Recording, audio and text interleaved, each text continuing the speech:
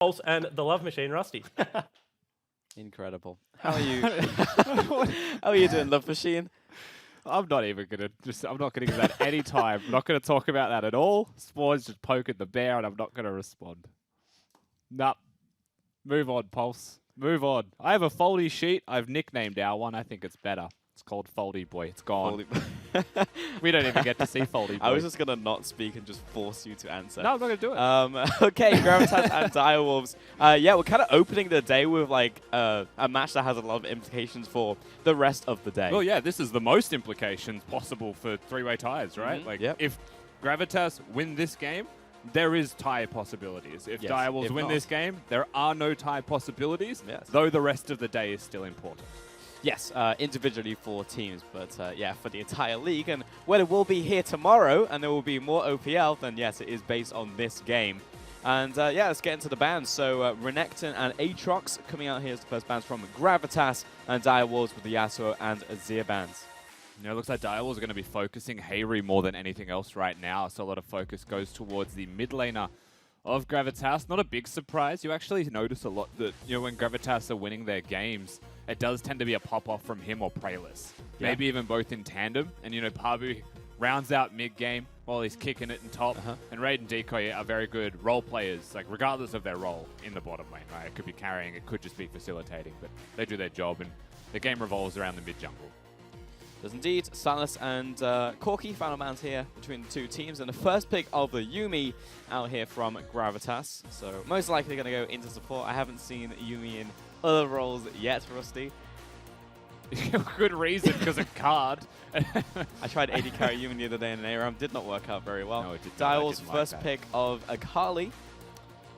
No real surprise. No, not at all. Akali, like, and I will say this a lot, I think can be much more counterable than has been in previous patches. And it always surprises me when someone gets to first rotate it and it doesn't get strictly countered. This is one of those games where, like, Hayri is an assassin-style player, so he may not go for it, but I personally rate Karma. You know, I think Karma's a brilliant pick into the Akali, especially with the vision changes. LeBlanc actually has some extra utility for that as well, but so far, we haven't really seen teams going towards those picks, so Direwolves may be safe so far with their first rotation on red side. Indeed, Nautilus will go down into the bottom lane here. It will be Vladimir and Lucian coming out from Gravitas. I mean, again, very much a Hayri champion. And yeah, bottom lane just locked in straight away. Lucian, Yuumi, of course, a very strong lane. Yeah, Pabu and Hayri can both play the Vladimir, so it's just a good, well-rounded, flexible champion for both of them. The Lucian Yuumi is just generally very strong, of course. While we're saying that it is the bottom lane, Lucian can also flex towards other lanes. I'm sure Pabu can play it, and I'm sure Hayri can play it as well. Yeah, so no doubt. Maybe a three-way flex, and the way I see that is it's one of the biggest strengths that Bombers have in their blue side drafts, is they will first three, usually not their support, maybe their support if it's a Yuumi, but they'll always pick flexes with it, and it's just really hard to pick against. Absolutely. Kai'Sa joining Nautilus in the bottom lane. It will be a Jarvan ban here, looking towards Prayless, of course, in the jungle. And yeah, I wonder if we'll see something like a Camille ban as well, because that is basically just a go-to in top lane for the Gravitas lineup. Skarner ban here against Race. Now looking towards that final ban as well from Divers. With the Aatrox banned by Pabu, however, it may not be something that they look very heavily towards in the Camille. We'll have to see the direction they choose to go there as well. Gangplank also up and available and has seen a fairly large increase in priority, I would say, through top laners this week. So would not be shocked to see that one. It was even being blind picked by the likes of Paprise yesterday. Yeah, true. Had a couple good games yesterday as well, Legacy. And it does really feel like Cannon, which has been picked into it a lot, doesn't hard counter it forever, right? Especially the 80 Cannon variants that we've seen in lane. Yeah, Olaf ban there towards jungle once again, and Gravitas looking towards their final ban. 1 second to go, and it will just be Sejuani. Yeah. So banned a lot of junglers actually in this game. Gonna have to dig a little deep here. Really makes you wonder what they're looking for. Right now, when you have a Sejuani and a Skarner taken away, you know, Rek'Sai is still available, Gragas is still available, so perhaps just getting rid of some of the, you know, the slower pace scaling tanks. Sure. Make sure that it has to be a squishy champion, even if it's an engaged champion, and you know, Gragas will have the engage, but tends to have to build the Zonias and goes AP and build. So, you know, Ray's very comfortable on the champion. But even Lee Sin still existed if he wanted. I don't think they've banned anyone out. They've just taken away a niche style. Yeah, just choose to go for the Grags in the end. Definitely a solid pick. And there's the Gangplank once again, as we were talking about. Has been picked a lot over specifically this weekend. Yeah. And yeah, most likely going to the top lane here into Biopanther. That does basically confirm that Hayri will be playing the Vladimir in mid lane. And when we look towards the junglers, now the counter pick is there for Gravitas against Direwolves. It's not going to be a flex pick Gragas by any means, as the Nautilus has already been locked in. Unless they're double flexing and it's a Naught mid lane. I mean, Getback's one of the few people that could do that. True. But I doubt it. And now we get to see how Direwolves counter, presumably in mid or top. Yeah, and it was the Lee Sin you were just talking about going to the jungle of Gravitas instead, and it will be Jace coming through as well from the Direwolves. So interchangeable top and mid, but likely going to be Jace in the top lane here for Biopanther, playing into that Gangplank. Yeah, Jace is one of the better punishers against Gangplank for the purpose of kegs. When Gangplank tries to win lane a lot through the kegs, W is actually really good for having the attack speed and to be able to just rock a keg instantly. It does make it a little bit harder to use them as baiting tools, but Gangplank, melee versus range matchup, always difficult, yet that's why he's often picked anyways, because he weathers the storm so well, eats those oranges, sustains constantly, and just gets to his first item spike. The question is how far behind, not will he. It's when he. Yeah, super difficult to get him out of lane, but we do have 2 early ganking junglers. Gragas, if he wants to burn that early flash, could maybe get involved in the top lane, but we will see as those compositions are now fully locked. And we get into our first game of the day. And yeah, a lot of implications for this one for sure. Certainly is. This is do or die moment for Gravitas. And for Direwolves, it's just keep the momentum rolling, get those wins up, and try and get yourself as comfortable a position as possible for the gauntlet run. Yeah, as we get into game, we've got Juves joining us. Now, I'm just going to ask you, like, how are you feeling? How's the team feeling? Final day, and this game obviously means a lot for you guys. We actually feel pretty good because, like, as much as we control this game, but we don't control the other 2. And I'm very proud of the team and how we've bounced back this split. So there's nothing, I can't say a bad word about anyone on the team and the effort that they've put in and, like, the growth that they've shown and things like that. So, like, I've told them, and they're in the mentality of, like, yeah, we can control this game. This is a game that we're going to win. And, like, just have fun. Like, for some teams, this is the last game that they ever played together. Could be some of the, like, the last time some players play. Like, I'm saying holistically in the league, right? So just go enjoy this game. Like, careers are short, and this should just be a really fun game for you guys, and you get to do something special today, potentially. So there you go. Like, yeah. Kind of like the culmination of the year you've spent together. Yeah, Don't just waste that with stressing out in the game, right? Exactly. And, like, it is one of those things, right, where, like, you do your job, and you can't control the rest. And so why should you be stressed out? Like, the worst case scenario is, like, it's you win your game, and then, like, the results don't go in your favor, and we can hold our heads up high. And we've seen it a lot this week, Juves, of, you're Gravitas, but that means you're now a fan of every other team in the OPL in certain games. Who are you guys barracking for today if you get the win in this So game? I'm Order up, and I'm Tusks up for the next 2 games. Obviously, I'm sitting next to my boy Rusty, so I feel a bit bad saying that. But, like, yeah, that's just the nature of where we need the results to go. So yeah, we need to win this game, and then we need Order to beat AV and Mammoth to beat AV, and then we can be happy boys.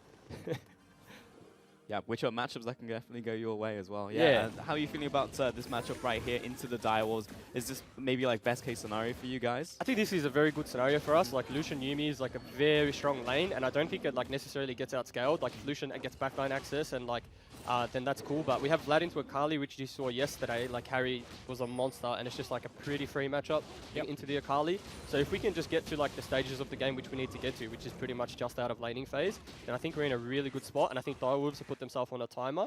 And they're probably nervous because they haven't beaten us ever. So you're 2-0 against them? Yeah, so this is like a big game for them. Like, do you want to go 3-0 to a team even though you don't have that much to play for? Because the pride in me says no. Yeah, and that's the former pro player in you as well, right? Yeah. The pride's very heavily attached to being that pro. You don't want to lose to the same team ever. So this could be like a game where there's a bit of pressure on them as well. Yeah, we've also seen a big resurgence of Gangplank, I feel like, over this weekend specifically. Do you feel like that's just a meta thing, or is it just coincidence? Well, I think, like, overseas, you pretty much see Impact playing it because he's a good GP and he's, like, a very good weak side player. I think GP just allows you to, like, play a strong bot, have the ulti for, like, opening up the bot lane, while GP can remain fairly safe, and worst case scenario, he just, like, ults his wave and backs off tower, and he's a very hard to punish top laner. He has some bad matchups, like Jace. Like, Jace should beat GP, but I think for the most part, it's one of those tops that is pretty self-sufficient. So you've said it yourself, the way you want to win this game, Juves, is play slowly through topside and just win through your bottom lane 2v2? Yeah, I think we should play through bot, utilize GP alt bot if we can. But if he's going to get dove like this, then maybe we need to swing some pressure top. But yeah, we'll see how it plays out. He's got some oranges and maybe it's K. All right, well, Ray's looking for a gank in topside as the wave is about to crash here. Setting up He's this healthy wave. enough. That's a lot of minions, though. Yeah, true. Oh, he's he's stuffed taken the up. turret. Yep. Yeah, 2 tower shots. All right, well, I'm going to let you go, Yeah, thank Juice. you. And yeah, good luck at this game. Thanks. Impossible to ask a question when it builds to that moment. Is it going to happen? Yeah. Just during the cast, you know? Make Yeah. it a tri-cast. Well, he Let's go. basically started casting with us there, which was good. And he's absolutely right in what happens. Is Biopanther tanks the turret before they could actually start the fight. And get, like, Gragas wants to walk into melee range, probably throw the barrel to try and bait a flash. And if that doesn't actually happen, then he hits the body slam on a max damage keg. Jace hits the full combo, and Gragas just flashes out to remove the turret aggro after 2 shots. That's how you would want to play that one. But because Biopanther had already taken 2 turret shots, that was just a pipe dream, and they had to disengage. And, you know, it was good pressure, but now the wave's building back in the favor of Pabu as a big wave stacks, and he now just needs to be careful of the return gank from Raze as he is so far away from his turret. Yeah, just kind of awkward because had to burn through all of those corrupting potion stacks now by Panther, so there was a large window where he was just unable to really do anything, stop the Gangplank from farming. Gangplank was like, all right, great, guess I'll just free hit for this entire wave now. And there's like, what, a few minions in this as the wave is now pushing towards Biopanther. So Gangplank going to be feeling very happy after that gank resolves there. Bottom lane, though, we've got this Lucian Yuumi lane. Very annoying to play into. Obviously has the wave push early on and actually looking for a Prayless lane gank now as they push into the enemy tower. It's been mentioned a few times, but Yumi's best chances of doing damage and being useful is if they have an AD carry or a champion that can enable you to close the distance for the Qs to connect, and Lucian can do that very well. Also, having the culling works brilliantly with the Q from Yuumi. Prayless doesn't know that he's on a ward, just so we're all aligned as to what is currently happening on the Rift. He's going to base, and they're not going to cancel it. They're not going to act like there is a ward in that bush, and I think that's very smart, you know, from the side of Direwolves. Just makes them think they've got Spidey senses. Pabu's in trouble. Yeah, has to juke back into this breath right here, but out of mana and out of health as well. Now will be first blood in that repeat gank coming in from Raze. And that's exactly what you're worried about if you're Pabu. And the thing is, Prayless shows bot lane on a ward. He doesn't necessarily want to show on a ward, which is why he's lane ganking, and there's a higher probability of wards being in the river to protect Raze in the jungle role, but he shows. And from that moment, Raze, Predator boots, he was always going top lane. And it really did feel like there was nothing Pabu could do with the way that his wave was built, as top wave is constantly building, crashing, and then pushing back the other way right now. And will continue to for the rest of this laning phase. Yeah, Predator's now on the top side of the map, so we'll be here as well if Gragas goes for round 3. But yeah, that was the teleport now used by Gangplank, matched by Jace. So does manage to get the Sheen on first back though, which is actually not too bad. You know, it would have been much worse if he'd been killed and he was a couple gold, like 50 gold off Sheen, which would have been a massive deal. So. Which is why the level 3 gank's so important, right? Force the teleport before he has Sheen, and you're actually in a really good spot. Prayless actually coming up here to push the wave in to make sure that it crashes and starts to actually bounce back towards Pabu. Very big deal, given that he did use the teleport like you highlighted. Needs to be a bit safer in that lane for at least a little while. But Direwolves, no hesitation, they're going to try and respond. Yeah, immediately see the Lee Sin top side and go towards this Ocean Dragon. First Ocean, going to be nice for this laning phase. It's touched off by Raze. Bot lane did come in to help. Prayless has found get back in the mid lane, but dukes away with the Shuriken. Has Human Plague about to pop, so Hero will get some HP back on that one. But Lee Sin now moving towards this Dragon. This will come down to a smite fight. Raze trying to get this one down, has the burst through with the Q. Actually follows through right here. Prayless goes very deep with Yuumi on top of him, but he just straight up dies. Now here comes Hayuri on this Vladimir. Raze also rotating for the bottom lane, but it's 1 by 1 right here for Gravitas. Already lost 2 members. That will be 1 return for Raid. Get back. Should be able to finish off this kill. Flash forwards. Hoping to kill the passive coming through. And Hayuri now juking into the enemy, into his own jungle, in fact. But Raze chasing down with that Q. Has to slow on and get back. It's slowly encroaching, but Raze doesn't even need him. Finishes off that kill, and that was 4 kills in total. And brilliant from the Direwolves. Every individual member steps up to the plate and delivers to their opponents. Katsuri really starting to become the rising star of the OPL here, putting in some serious work for Direwolves in every game that they play. Now finds himself 2-1, and get back on this Akali shows that he's also a very high caliber assassin player. Gets the mechanics, weaves in the spells. But even Raze staying for as long as he does, right? Well, first off, we'll start it with this play here.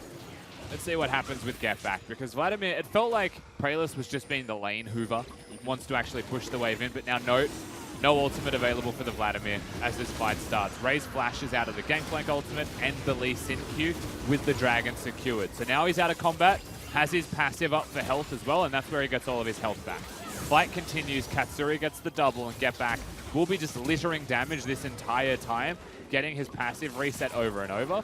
And look at Raze's health return from just the Ocean Dragon, the passive, more than enough to actually get this trade kill back and keep Hayri down. Yeah, level 5 had a lot of damage coming through and finished him off with bonk. And yeah, that was disastrous here for Gravitas. Dragon going over to die was plus 4 kills, 2 kills going over to the AD carry, 2 kills into the jungle as well. First back, Gragas already has his jungle item completed. And now this is a massive advantage in this early game here for the Direwolves. And yeah, Gangplank was just kind of on an island top lane, you know. These top laners had to just see all that unfold, but, you know, had no teleport to get involved. Yeah, I mean, no teleports on both top laners is always an advantage to Gravitas because Gangplank has the ultimate. He did throw the ultimate down, but very clearly doesn't mean enough of a difference early stages in this game. And, you know, that Dragon, if it went the other way, maybe the trade wasn't as bad for Gravitas. But they did really exert themselves forwards as like a byproduct, not as the Dragon was dying, but just after. So there was actually enough space created by Direwolves, and I think that was the biggest deal. They just didn't quite get there in time. Raze making his way towards the bottom lane, spots Praelis, and the rest of Gravitas all have to back away from this outer turret here. It's enough of a threat. 3 members being here, also Akali being in a fog of war. They just want to back away. Gangplank with the ultimate, though, clearing up this minion wave. Kicks Totoro away, lines him up for the dredge line to the terrain.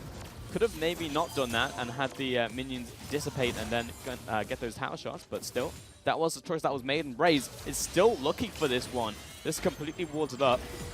Totoro may even have considered going for the hook there. You could see they were really feeling that opportunity. Raze is so fed that he could win this team fight by himself, even considering the health difference between all 3 members in the bottom lane right now of both of these teams.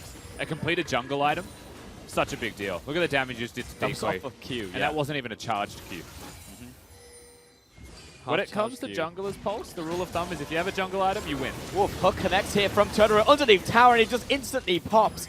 Now trying to back away from this one, Totoro stops the tower echo with the stopwatch, and Katsura, the killer instinct, goes all the way through the tower. Raze tosses out the Q. This is going to tank right here. Finishes off the Lucian, and now Decoy under attack. Get back rotates to the bottom lane as well. What's a Ewing to do? 1 versus 4. And Dial was snowballing this one out of control. And that's exactly what we're talking about. The difference in jungle items is too great. Even though Praelis is there, you know, they're fully prepared to try and deal with this. They've got the rotations if possible. They just don't have the damage. And they're able to dive them. They're able to get the kills. And it starts with this very early, very good hook onto Praelis. And just one taps the jungler of Gravitas. Totoro with a great stopwatch is followed by another good stopwatch from Raid, who unfortunately does it just a little bit late. But then Decoy hops out. He's like, I want to tank that Gragas Q as well, Blood. And just, yeah, he just dies. Very unfortunate stuff there for the support of Gravitas. Yeah, and that will be another 3 kills in the bottom lane.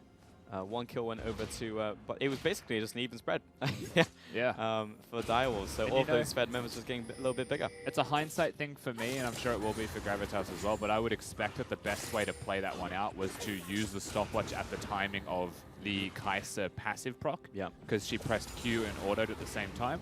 And I think the damage difference there might have been enough. You know, Yuumi just ticking 6. Sure. Maybe they trade, you know, which is just something more than they were unfortunately not able to get in that circumstance. Yeah, from one bad situation to another, but Dire was forcing this one open. Next dragon will be Infernal as well. That is actually now spawned. Herald now being taken by Raze. Raze is going to spot this one. I will not open anymore. It is a smite battle. Fire Panther in from the top lane. Ultimate doesn't connect, but Raze just one combos out the Lee Sin. Pabu comes down, but smacked away by the Thundering Blow. Now chased out here by Fire Panther. Hits him with a Shock Blast combo, and will just straight take him down in the chase. And that's also Rip Herald going over to Direwolves. And we're nearing the shellacking territory in this first game of the OPL. 10-1 at 12 minutes. Gold difference stretching to 5,000 between them. And it is meant to be just an even spread here. Look at the gold on the entirety of the team. It is an advantage for every single role. Significant through jungle and AD and top lane now. Yep. But really, it's just everywhere. Everyone's ahead. And that's the hardest thing to come back from. You need to start getting, I would say, more group plays and getting shutdowns. Trading is worth it at this point.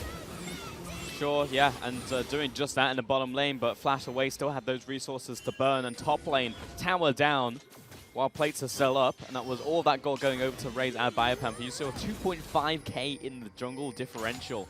It's gigantic. Pralus is still hovering around this bottom lane, but isn't really going to see that opportunity, and will just have to back away. Good to see what happens once again at the Herald fight. It doesn't even matter if the cast goes to Zimbabwe, there's just too much damage available from the jungler. Direwolves, and of course Biopanther hits the Gage Shot Blast, flashes straight away. Can't dodge auto attacks, unfortunately, as Parbu goes down. 1 to 10. Yeah, this is an unfortunate sequence of plays, unfortunately, for Gravitas. Direwolves looking towards this bottom tower. Plate's about to drop in 10 seconds from now, and looks like Katsuri will probably get this one. Well, it's going to be a race. 3 seconds. 1 second. Gets it before 14 minutes.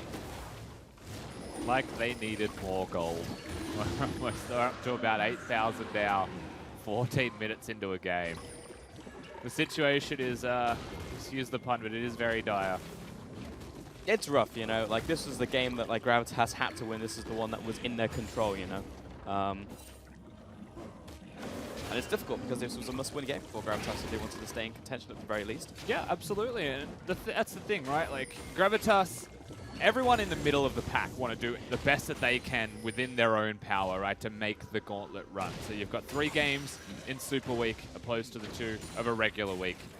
In that period, you want to win all 3, right? Because then you've done everything you can, regardless of what the standings were like. But it's never that simple. The games are never that easy. Direwolves have honestly come into Week 10 with outstanding form. In both of their games, they've looked like a really strong team, and they might be peaking in strength at the right time, coming towards Gauntlet. And that's just really hard to play against. You know, this is a team that wants to win. This is a team that's in form. And maybe they don't have something on the line. But even if they didn't, I don't think they would slow down with how well they're playing. Every game matters. Well, we heard it from the Chiefs yesterday. It's just like on a 7-game win streak. It's like, well, we're at the end of the split. Why not just continue to get wins and ride the momentum? You know, going into Gauntlet with like a 10-game win streak is a huge deal for the team, you know, coming out of regular season. But yeah, at the same time, you know, like also hearing it from teams and whispers that Direwolves looking like easily a top 4 team now. And you're right, spiking at the right time. The same could be said for Gravitas, though. You know, like midway through the split was sitting at the bottom of the leaderboard and then get win after win. But unfortunately, there is just an outclassing, it feels like, in this game. Shelly being thrown down in the mid lane, and this is an inner turret dropping at the 16-minute mark. And the rest of Direwolves right behind it. Shelly finally dies, but now pushing into the enemy jungle and losing ground rapidly here, Gravitas. It's always going to be a case of if not now, then when for Gravitas. But I really don't think there is a when. This is one of those moments where reality is just the way it is. This game is almost impossible, and they're just going to try and play it out. And, you know, realistically, the only way you get back into this game is if your opponents make mistakes. But they've got the Jace, they've got the Akali, they can 1-3-1. I don't think that you can even kill the 3 right now with a Gragas and a Nautilus for disengage and Kai'Sa having the shielding. So you need probably, well, we're only 16 minutes in. I was going to say a Baron throw still. For Wait 4 4 more minutes, you need to hold on. Your opponents need to really mess up their lane assignments, or you need to get vision on their resets and establish yourself on an area of the map to catch them walking in to get vision. But they can't leave their base. You can see the vision control on the mini-map. It's fleeting at best. They're just going to hold on and continue to scale. And the beauty of it only being 16 minutes in is they do have 3 minutes of just scaling. You know, breaking the base is the hardest thing to do right now, this early into the game. So they can just farm for 3 minutes. That's maybe get an item spike. Such a silver lining statement there. But you're right, you know, like the lining silver. Yeah, time is very important here. In the bottom lane, Raze is going to say no. No more time. Human Plague ticks and it's still not enough to kill him. However, Gameplay Ultimate. And he's out of there. It was going to be on the timing of the waves of cannonballs. Meanwhile, in the base, Totoro kicked into the Gravitas base, and he can't get back out again. Biopamper gets caught by the Yuumi ultimate, tries to jump the wall, flashes. Raid thinks about jumping over, but Katsuri was there to receive just in case. And Gravitas get themselves their second kill. They killed the only person without a bounty on Direwolves. Oh, Jason, oh, he's got a bounty. No, he's back. They killed the only person without a bounty on Direwolves. That is super tragic for them. That's a good pick. You take those. Again, you stem the bleeding a little bit, but the trades are just happening on the other side of the map, and really, the gold lead will continue to stretch. Yeah. Yeah, it's difficult. You know, Vladimir just wants to sit in the side lane, become that Vladimir god that we all know. Probably needs another 20 minutes, but he's just being stopped from farming underneath inner turret by a gank from Gragas. He also had to rush Zonias. Yeah. Doesn't have a completed AP item. You saw yesterday rushed a death cap. You know, that's the contrast that we're seeing between itemization choices between days. How tragic it currently is for them. Compare that to his opponent. Gunblade, Sork Shoes, he's got the Oblivion Orb as well, so maximize damage output, even against that Vladimir, who's got an armor item first. And he's also against a Gragas, Akali, Kai'Sa. Doesn't feel good. It's rough, yeah. It's one of those itemization choices you kind of have to make in this situation, but needs this comp. And he just puts you in burst range. We saw that. You know, Gragas just turns the corner underneath tower and just essentially one-taps him. 19 minutes, 1 minute until Baron. I feel like that will have to be the big throw here from Direwolves. And to be fair, this weekend has been full of interesting Baron plays. So if there is a, the last single couple weekend, weeks have. That's just I feel like it's been concentrated over like this weekend though. Like yesterday was ridiculous. All we hear is raid recalling. The bottom lane of Gravitas is exceptionally loud. Yumi dismounts and just says, I'm an independent cat. Raid's playing some serenading music. It's true, yeah. Constantly. Well, meanwhile, top lane. Harry's low and Get Back is just waiting to finish him off. Gets a bit of health back from his ultimate. Turns it with a round though. Praelis is here with the defense and Get Back will just jump on out of there. But still, that was a flash from Harry.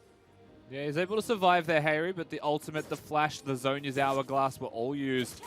And he does get a shop in, and will be able to catch a wave. But that's the thing, look at the bot lane inhibitor turret. What do you do to stop this? They are going to try and kill him, actually. Maybe kick against the wall, has the execute combo, Pablo with the damage as well, and will be able to finish off Biopanther. Nice pick in the side lane, is going to buy some time, but that was 3 members committed bot lane, and Direwolves just immediately turn on Baron. Yeah, Biopanther commits a wave too early. It feels like teleports are coming in here from Gravitas. Both of them, they've said this is a 4v5. This is our only opportunity to make the play. No jungle steal, though. Smite of the way, and everybody makes it over the wall. Totoro does have to burn his flash, so does Katsuri, but still, there's everybody getting away with the Baron, and Gravitas felt like that was their last bullet in the chamber. And that's what I mean with Biopanther. 1 wave too early, maybe he has pressure and doesn't die for the play. Or if he does, they get Baron faster, and there's no way to even contest that one. Still, they get it in time. Flashes are used, like you mentioned. That's the price they'll pay for their top laner being dead. But never the matter for Direwolves. Full reset in order. And now the only thing that they have to adjust is the Biopanther and the split won't have a Baron buff. So maybe they just play towards him instead. Yeah, perhaps He'll get back on an island. Yeah, he's also got the teleport. That was 2 teleports burnt there by Gravitas, and Direwolves still maintaining theirs on. Both of their solo laners. You know what a lot of teams do once they get the Baron Pulse is they'll say, this is our goal, right? With this Baron, we should try and aim for 2 inhibitors is our best case scenario, let's say. In this case, for Direwolves, because they've got the 1-3-1, because they have the teleport advantages, I feel like you'd be looking at 3 inhibitors. That's probably what you'll get. 3 inhib and perhaps win. Well, yeah, it could be 1 inhib and end the game if it's a fight. But you look at it, you'd say set up the map 1-3-1, 3 inhibitors should be easy to break. Just respect where they are, push where they aren't, and we'll use the waves, right? The cannon minions should be very difficult to actually touch, especially in the isolated lanes. Raze is currently solo laning. Yeah, get back in the top lane. The Direwolves push into the bottom. Pretty much nothing here that Gravitas can do, so this will be inhib 1 dropping. Mid lane, turning onto Biopanther. Good Thundering Blow knocks away 2. Get Back comes into the mid lane though and finds 1. It's a 1-for-1 so far. Raid has Yumi attached, but he just instantly detonates, and Decoy soon to follow. Jumps out the Shroud, and Get Back is actually just cleaning up the entire team by himself. Direwolves come in to sweep up the mess, and Hayri has to go in 1 versus 4. Direwolves back away, and, you know, that could have been a big Tides of Blood pop. Direwolves were aware, but they simply walk away. And they still have the teleports on Get Back, so he's able to come in. They are going to look towards the bot side inhibitor, maybe keep Hayri busy, but it does genuinely feel like they were pushing to end it here. Katsuri needs to get some health back first, so at least 2 inhibitors will be seen. Direwolves may just be going towards that 3 inhibitor push that we were discussing as they secured the Baron, because the team fight doesn't net them the win. Yeah, it's still a very early game though, so death timers are quite low. Raiden decoy coming out of the spawn pad. Top lane is pushing in, and seems like everybody else from Direwolves will back on off to base. And this will be a little bit more farming time here for Gravitas, but limited time, you have to feel. Direwolves now deploying back onto the map, moving top side, and have these waves set up. Super minions flooding into the mid lane and bottom lane as well, so those will naturally push. This is one of those weeks where Mr. Panther will probably say to the rest of his team, thank you for playing as well as you have. And I think the most interesting thing about this is, you know, this is BioPanther once again being caught. Get Back's got his back. Direwolves, they'll arrive in time as well to follow it up, and it was close to actually getting the Quadra for Get Back. And unfortunately, Katsuri takes that one from him. But it's that they could have a higher ceiling. Like we've seen earlier weeks, BioPanther was one of the people playing the best on the team. Yep, absolutely. And this is one of those weeks where he hasn't played his best, but the rest of his team has stepped up. What does it look like when Direwolves have all guns blazing, when all 5 of them are playing at their peak performance? What exactly does that look like? I think it's a very interesting question to ask. Yeah, 100%. You know, Direwolves have definitely ramped, you know, somewhat silently over these last couple of weeks, because everyone's been looking at the 4-man race in the middle and then the top 3 who's going to be jockeying for those positions. But yeah, Direwolves have been slowly climbing up and up and up, and now looking like a 4th place team here.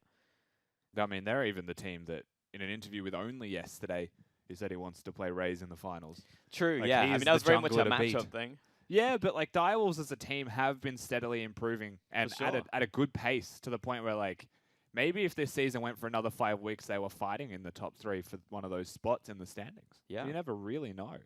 And they're definitely in the conversation. It's been an interesting ride as well, right? Because like bottom lane obviously had support moving in and out. Corporal came in as well for a couple of weeks, and it felt like there was some adjustment time like in the middle of the split. And then once this roster was secured, it's basically just been upward trajectory. I feel like it's just gradually been getting better for this team. And a lot of that has stemmed actually, I feel like, from Katsuri. Yeah, it definitely has been from the AD carry of Direwolves being a big, big part of it. You know, they even swapped supports at a certain point in the split, and Corporal came in.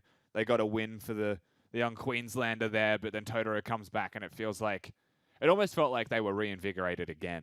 Like, you know, he doesn't play for 1 week.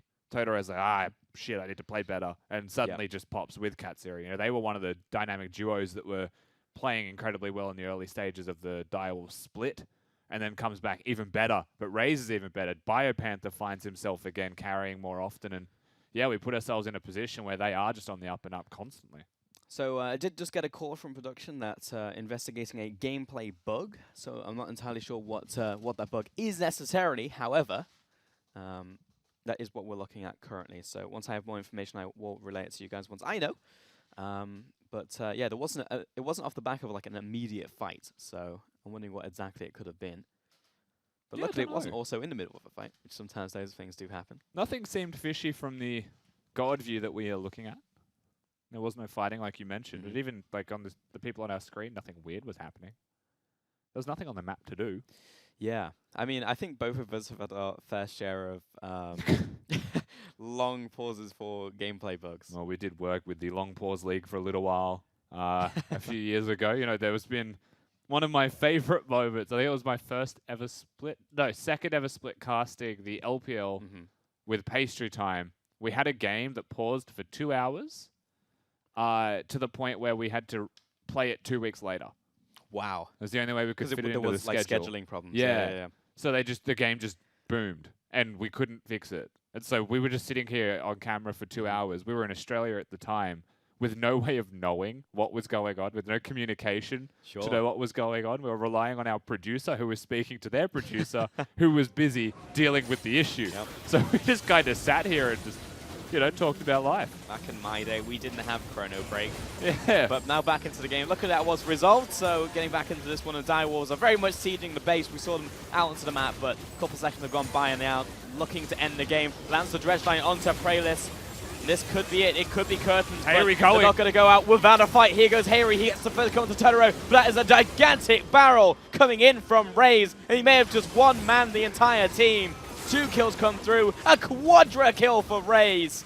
And Direwolves are looking to end this game. The only man left standing is Raid. He just gets back to base, but you can see Raze looking. I reckon I've got the damage. He wants the Penta. He goes in, follows up, and that will be the kill to Biopanther. No, it's not. Oh, No, he got it goes over to him, and it will be the pentakill from Raze. The Direwolves eliminate Gravitas from playoff contention. Just oozing confidence is the Direwolves. They can end the game. They can get a pentakill at the same time for Raze. And he really is the catalyst with which this team starts to look successful. He gets the early leads, he gets the jungle item first, and then just dives bottom lane. You know, just exuding confidence in moments where other junglers may not consider it. But his trust in Totoro and Katsuri adds up and comes up trumps against Gravitas, who unfortunately seems like their season will be ending here. And I'm sad about that. I saw the icon come up and it was like, I saw Jace had killed, and I was like, oh, Jace got it. Because I saw the I think it was a tower. It was a tower. Yeah, It or must the have been, Nexus. yeah, on the kill feed. Or the next. No, I think it was the tower. It was a tower. Unlucky. Still, pentakill for a Gragas jungle. Not bad. I mean, after that start as well, into the game, looking pretty good. And yeah, that cask at the end onto basically everybody there from Gravitas just was lights out. But yeah, obviously unfortunate for Gravitas as a team. You know, this was the game that they needed to win. But, you know, I like the mentality coming in at the start when we were talking to Juice. You know, just like Have play fun. your best. Play your best. Have fun. You know, this is like the culmination of a year's play coming to a head. And yeah, I mean, it didn't work out in the end, but still, it was a good split, I would say, for Gravitas as a team and from the individuals as well. It's never easy to lose a game in the way that they did, but it's actually probably easier to lose that than a close 50-minute game where you've just lost in a mistake that you've made. You know, this is one of those games that felt over from 6 minutes. It genuinely did. It'll still hurt for the boys. And, you know, they played for a year together, like Jules mentions. The last time they'll be seen playing together potentially. You never know what rosters look like in the coming year. Every player on one-year contracts. So it is a sad moment for them, and, you know, that's not the way you'd want to go out. Yeah, nature of the beast in esports, you know, like you go to a new year and there are so many roster swaps, almost in every single team. Yeah. It's very rare you actually have an entire roster It's stick absurd. together in any league, you know, so yeah, absolutely. But still, it's that was a fun game to watch to open up the day for here on Saturday. But for now, we are going to send it over to Jake, who is standing by with the player interview. Thank you so much, Richard. I'm, of course, joined by victorious Getback of the Direwolves, who I think is now locked in 4th pretty commandingly, and a very good run on the back half of the seasons. First off, congratulations and very good win. Thank you very much. I was gonna say, it's pretty good to get the win in. So even though it didn't really change much in the standing for us, it's nice to keep up the momentum. Yeah, absolutely. And I want to start where the game ended. A pentakill on the jungle Gragas. I made a tweet that raises Gragas does more damage than other Gragases in the OPL. Why does he hit so hard? I don't know. I actually legitimately had the same thought myself as well when I played with him. I kind of always felt like Gragas was a decent champion, but then playing with him, I think it's a champion that he's able to push over to that next level. There's just some of the players in this region that can push over the next level, and I think Raze on Gragas, when you watch it, makes you go, holy crap, that champion, you know, has a very high potential that a lot of people can't unlock. So Absolutely. very And nice. Raze and Totoro are kind of the differences on this lineup. Obviously, Katsuri coming in as well from split number 1. But it was a rough split one for the Direwolves. Now moving into split number 2. Like, is the belief there? Because I only said yesterday, like, there's a chance that you guys are the teams that is there at Melbourne Esports Open as well. Obviously, you have to run the gauntlet. But is the belief there in this playing group? Oh, the belief's there for sure. We always had some kind of iffy stage performances. I think I came in a bit shaky at the start as well because, you know, last split went so rough.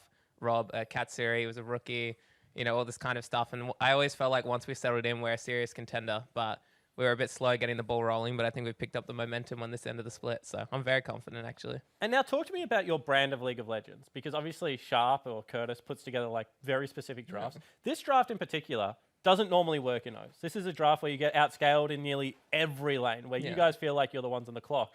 Like, how is it when you guys come together and you can buck kind of the regional trend and play these early game, like 1-3-1 comps? I think the biggest thing is like, you know, there's those players who kind of play like psychos. Like they're the ones who are willing to go in and go really hard. Yep. Rob is kind of like Katsuri. He's kind of one of those players who wants to fight around every corner, and so is Raze.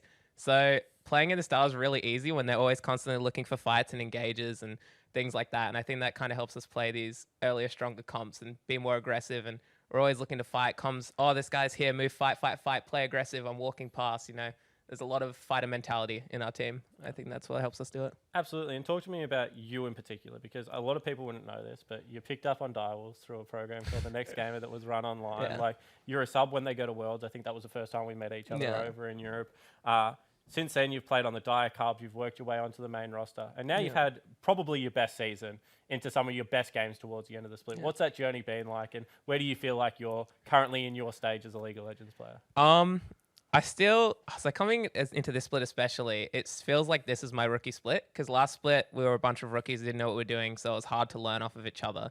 But coming to this split and being surrounded by veterans, I feel like I'm in that stage where I'm able to start to fully come in more as a player. And I still have so much room to grow. I still do dumb stuff. I still screw up. There's still things I don't know that more experienced players know than me. But I feel like I'm coming towards that end where I'm gathering all this information and being able to put it into play. So it's been a pretty crazy adventure. I remember when I first started it, I just looked at players, the mid laners who were the top of the region at the time, which was like Fantix.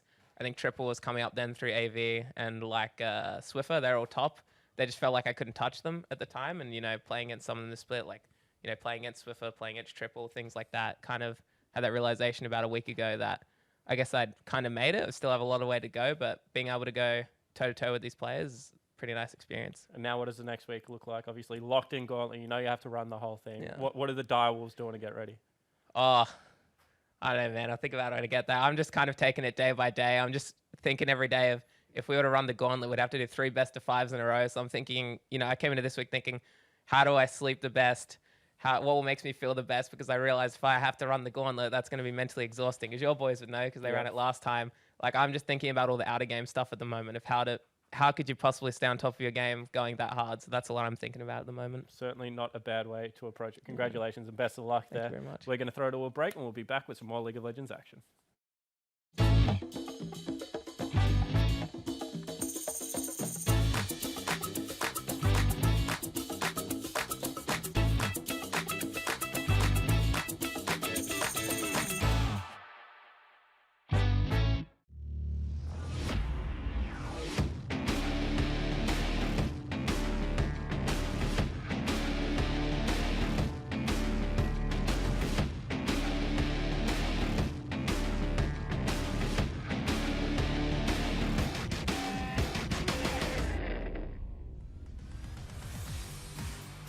And this will come down to a smite fight. Ray's trying to get this one down, has the burst through with the Q. Actually follows through right here. Praylist goes very deep with Yumi on top of him, but he just straight up dies. Now here comes Hayuri on this Vladimir. Ray's also rotating from the bottom lane, but it's 1 by 1 right here for Gravitas. Already lost 2 members. That will be 1 return for Raid. Get back. Should be able to finish off this kill. Flash forwards. Over jungler's pulse, the rule of thumb is if you have a jungle item, you win. Wolf hook connects here from Totoro underneath tower, and he just instantly pops. Now trying to back away from this one. Totoro stops the tower echo with the stopwatch, and Katsura, the killer instinct, goes all the way through the tower. Raze tosses out the Q. This is going to tank right here. Finishes off the Lucian, and now Decoy under attack. Get back rotates to the bottom lane as well. What's a Unite now looking to end the game. Lands the dredge line onto Praylist.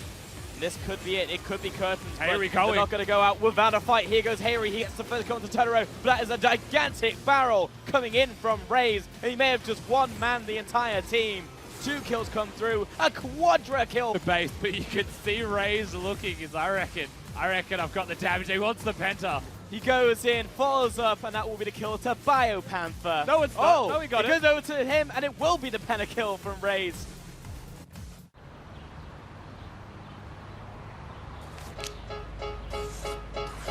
A little goes a long way at Macca's. Enjoy a delicious small cheeseburger meal with your choice of an apple or raspberry and custard pie for just $4. Welcome back to the OPL. Joining us on the couch now is Rusty, along as Hingers. Commanding victory there for the Direwolves, but on the flip side, season now over from Gravitas, and not ending, I'm sure, where they would have liked it. Not at all. You'd be happy for Direwolves. OPL viewers will be happy for Direwolves. But for a team like Gravitas, they had a lot of high expectations coming in. They improved steadily through the first split as well, and they were challenging for the Gauntlet. And it's one of those teams where, like, you come into the second split, you're like, we were this close. Of course we're going to make it in split 2, right? Of course we're going to continue to improve.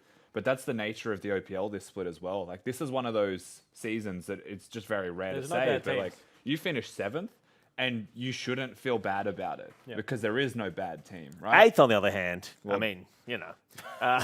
It's a different Too much of a story. roast. I was going to say as well, it's not just on the Rift people as well. You know, you're saying goodbye to one of my favourite OPL personalities in Juvs' mum, who's not going to be around for the rest of the split, which is a bummer. You know, she's a great presence on Twitter. You know. Yeah, absolutely. And I think like on that is like this is a brand new organization into the OPL. They've like brought in a couple of coaches. They've tried a lot of different things. Obviously, Sean behind Gravitas from Sports Geek, and I think that now they have a genuine face of their organization in Pabu up in the top lane. He certainly had a really good split, especially towards the end of it, and hopefully continue to see bigger things. But that does mean Hingers. What? Aha! This complex sheet will now be folded in half as per the ritual. Give it a bit of theatre. Do you know what I mean? Yeah, I like it. Do it a bit of. That's a very tight. That's an That's origami origami segment. fold. Yeah. So what What does are it we mean though? looking at? So It you folded the means- paper. It means that this whole sheet here is irrelevant now. We're only looking at this half, which means there are only between options 33 through 64 are the ones. So for Is there something important in that, Higgins? mark them off on your bingo cards, everyone. Such as no peach colouring anymore. No It peach means colour. very few playoffs can exist anymore. In fact, none can, because there's none on this bottom side of the sheet that are peach coloured or light orange, as we were discussing earlier. He got there eventually. So Yes. that means that only Avant or Order can make the 5th place spot. Yeah. And it is up entirely to the game 4, which is Avant versus Order, because that will determine head-to-head. So even if Avant beat Mammoth in this next game, it doesn't actually mean anything for Avant, apart from some great momentum, which I'm sure the boys would love getting into that one. But before Absolutely. we talk about some more League of Legends, you're looking good. I am. You've shaved. Thank you. You've Yes. kept the beard off. No, I had to get rid of it for. Oh, I just touched my mic. Sorry, I had to get rid of it for. Just because it. My girlfriend just hated it. She was sick of it, and I had to get rid of it. But you've also hit the gym. I have. I'm a big strong. I mean, I'm not rusty, but I'm a big strong boy. And for those that don't know, or don't follow Rusty's Instagram, or his Twitter, or any other of Or his my social social media. yeah, or just haven't heard of Rusty. Gym is also a big part of Rusty's life as well. So I thought this would be a fun segment to kind of highlight the benefits of the gym. Oh, shirts off. Is that To- what we're doing? no, to- Rigs out. All right. Go through your compounds. So what do you do your compounds? Do you do bench Well- press, deadlift, and So Squat? my big ones are. I would do a dumbbell bench press kind of thing Okay. rather than I'm not quite on the whole rack of a bench press, Yep. but I would do a squat and a deadlift. so what are your numbers? So on a deadlift. You could ask numbers too. Oh no! Well, I don't know what this means. On a deadlift, I'm over 1.5 times my body weight, so I'm at 120 on my deadlift now. That's good. It's really good. But that's like a singular rep and then probably a cold shower. You know, really, let's be honest. And then squats. I think this week I hit 80 on the squats, which is just a bit more than my body weight. I could probably do more, but these knees are weak, these arms are heavy. You know what I mean? Yep, certainly do. And your dumbbell bench? Let's see. I'm on the top rack of weights. Nice. And there's a second rack of weights. It's much heavier. So I think I'm at about 36, which is not very high. No, but that's good. it's 18, Stabilizers 18 on the- activated. But yeah, and no bench. It's just individual 18s. Yeah, you'll never so- know what your maximum bench is doing dumbbells, but it's better because you've got the stabilizer. Yeah. Also, I've worked out. You know this thing. I don't know if you do dumbbell, but when you do it, you've got to sort of go like. I'm sorry everyone at home, but you got to go like that to get in. All right. And then when you come down, when you extend your arms like that, the lever of your arm is like quite weak. So you've got to. Anyway, basically, I hit myself in the nuts with a dumbbell once. It was no good. And I kind of knew that you had been going to gym because you wore tracksuits into the Oh studio. yeah. And then for some reason felt that it would be appropriate to come on a broadcast with tracksuits still on. I'm a fitness guy. Whatever now. I'm a mad jock. I don't care what I wear now. No. But I thought what we would do is obviously OPL great friends with Headspace. Yes. I'm a fat shit at the moment. I have no time for the gym at all. What has it done for yourself? And Rusty, jump in yourself because you've been working out for a long time. Have Yeah. you noticed the changes? Oh, absolutely. You know what? You know what? There's so many benefits of just getting out and doing exercise. I will say one of the big ones is just not being online for like an hour and a half every day. Like putting down your phone. That's a not weird like flex. Just an hour and a half of gym every day. Or not every day. You Oh, know, yeah. let's like 4 times a week or something. Yeah. But like it's an hour and a half where you're not like reading some furious comment thread on Facebook or just